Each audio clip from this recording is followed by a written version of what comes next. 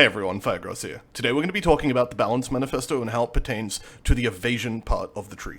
So I just want to quickly preface this video by saying that it's going to be mostly negative, but that's only because I'm going to be talking about the stuff that I have a problem with.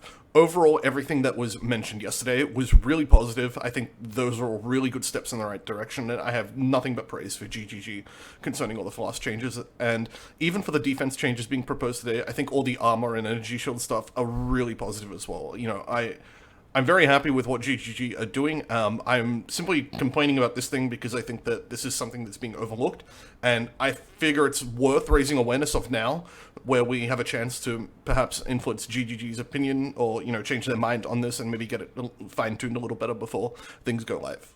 Okay, so what I'm concerned about is that I'm pretty sure evasion characters getting shortchanged and are receiving a very massive nerf. I'll just explain real quick what they're doing. They are removing attack dodge entirely, they are nerfing blind by quite a large amount, and then to compensate, they are buffing the evasion formula so that you get larger amounts of evasion at lower evasion ratings. And I'm going to highlight the line relevant to the example I'm about to make, and that is that in order to get 50% evasion in a tier 16 map, you need 8.1k evasion rating in 3.16. Okay, so remember that. Now, I have a hardcore profile. This was a profile that someone linked to me in order to sort of make the case that evasion is still good. And in fact, I thought this actually helped make my case that evasion isn't so good. This character's running a little over the amount that we just cited. He's running 8.5k evasion. Now, this character is very fully invested into, his character. This guy's running a +3 bow with 69% dot multi and 94% increased chaos damage over time. He's running awakened skill gems, etc., etc. And if we're giving him the benefit of the doubt of having 3 overlapping pods and all his ballistas summoned, this guy's running about 2.5 million DPS. Now, that's appearing a little low because I have Ascendancies unselected to sort of make the point about the evasion. Now, I've also, you probably noticed I have unselected Wind Dancer and all that. I have Flask turned off. It's only because I'm trying to be fair in terms of figuring out exactly how much evasion this character's going to have and how much bow characters are going to expect to have, because obviously a lot of bow characters aren't raiders.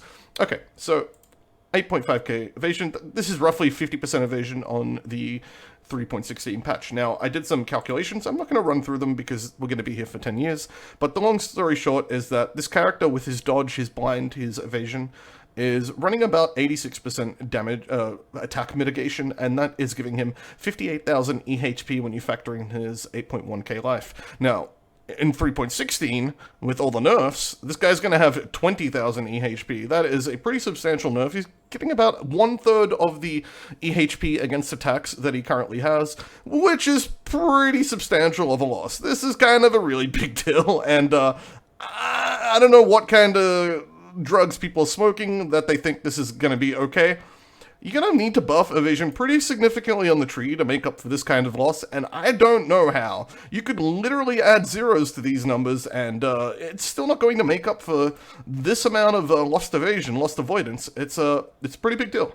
Now, what I just showed you was a best case scenario. Now I'm going to show you a worst case scenario. So what if you want to play like an off-meta bow build, right? So this is my bow occultist league starter that I'm probably going to be playing next patch. Even with all the nerfs that are coming in, I'm probably going to play it anyway just to sort of see how it goes.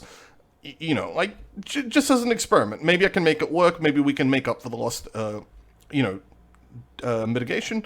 Alright, so this character's investing pretty substantially in defense as well. We're even going for silent steps for the extra flight evasion. We're getting, dodge and all that. We're getting some evasion over here. Okay. And also, in terms of our items, we have to run some uniques that aren't really favorable to stacking evasion. So we have Lionized Paws, which is only giving 55 evasion. I expect that to go up a little bit next patch. We're running the Embalmer, 90 evasion. Ugh, kind of bad. Dendrobate, this one's a little better, but it's still a hybrid item, and it still doesn't give much of each, which is kind of a problem. And then we have to kind of run a hybrid in this slot because we need 3 red sockets. This is costing us quite a bit of evasion too. And I picked this character out because, not every character is Toxic Rain where we can just run res in every slot and just stack evasion out the arse. Some builds actually need other uniques in order to function, in order to get their damage out, and I just picked my league starter. What better of an example? So, yeah, my character has 3k evasion rating. It's probably not going up by that much next patch. I mean, maybe 4k if I'm lucky. Let's check the announcement. How much does 4k give us? So, 4k is going to give us, it's going to give us probably about 30% evasion going off this. And that's pretty substantial, considering that we had 40% dodge, we had blind, and we had a little bit of evasion going on here, so every build is losing quite a bit of defense, and I think that's kind of a big problem. Now, you're probably wondering, why Firegrass? Why is this a problem? I'm going to show you. Okay, so we have Hardcore Expedition here, we have Solar Self-Found Hardcore Expedition over here. We have 54 level 100 characters in Hardcore, and we have 30 level 100 characters in Solar Self-Found Hardcore. Okay, now let's see how many of these characters are using bows. Okay, let's scroll down. Let's click bows. Ugh.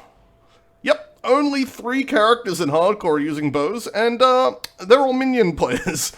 This guy's using Reaper, so of course he needs his bow to cast Ensnaring Arrow, and these guys are summon skeleton builds, and we'll just have a look at their profiles real quick.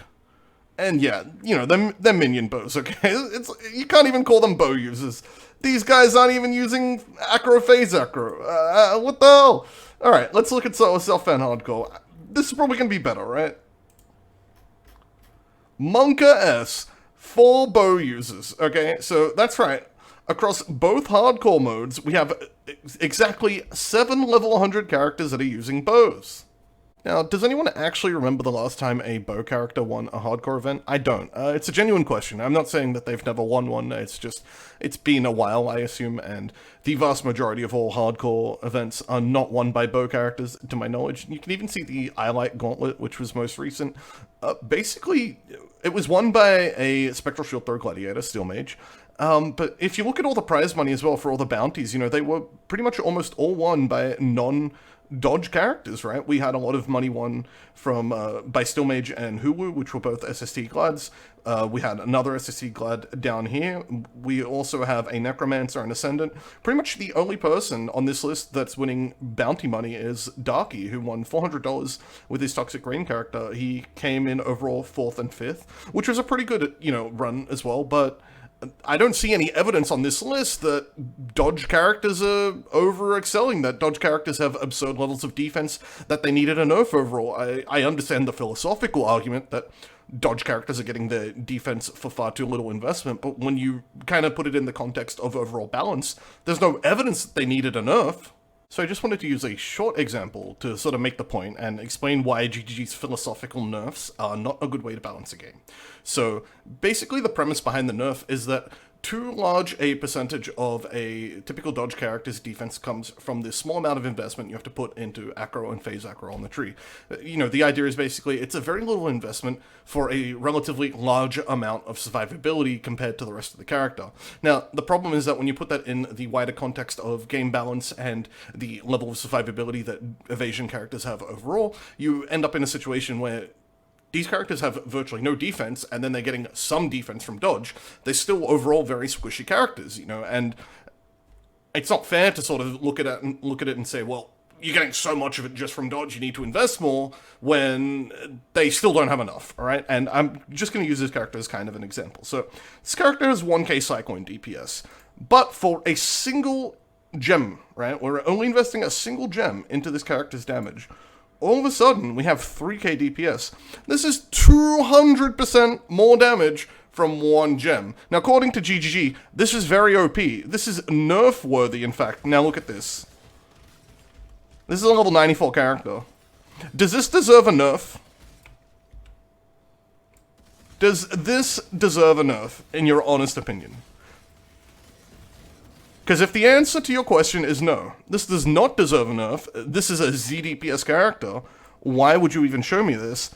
That's basically what's happening with dodge. We're taking characters that don't have a lot of survivability, and because they get most of it from 5 points on the tree, we're deciding, well, hey, they need to have even less survivability, and I just don't think that's right. So just to recap real quickly, I love the changes, and I'm not a big fan of the tuning. I really think that this needs to get a second look, and hopefully we have enough time before the patch is released that this can get a second look. It's entirely possible that there are things that haven't been revealed yet that are going to make all this better, and I really, really hope that's what ends up being the case. You know, I hope I can look back at this video and think, wow, you really jumped the gun. Truly, I do. I hope that, because I'm going to be league starting bows anyway to sort of see how it turns out, and, you know, it'd be nice if my league starter was viable, but we'll see.